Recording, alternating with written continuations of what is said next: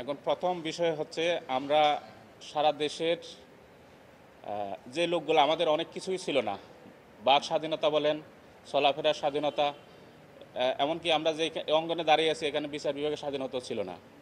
তো সব মিলে একটা ছাত্র জনতার আন্দোলনের মধ্য দিয়ে এই ফ্যাসিস্ট সরকারের পতন হলো।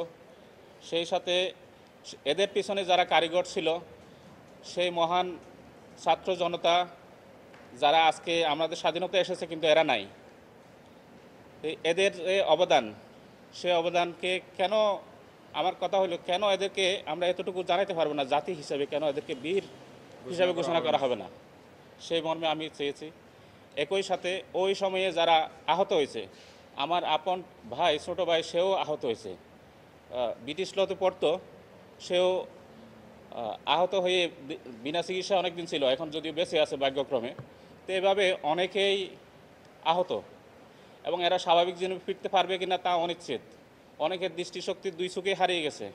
এখন সেই মহান ব্যক্তিগুলা যাদের ত্যাগের বিনিময়ে আমরা এই অবস্থান পেয়েছি, এদেরকে কেন ফ্রিডম ফাইটার ঘোষণা করা হবে না, সেটা চাওয়া হয়েছে।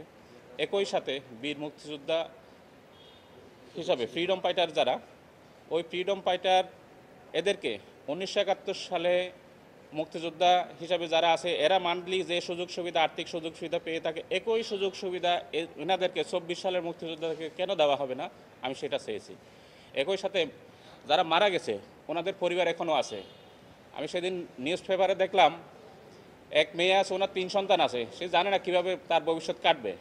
তাহলে এই পরিবারগুলার দেখার দায়িত্ব, এদের পুনর্বাসনের দায়িত্ব।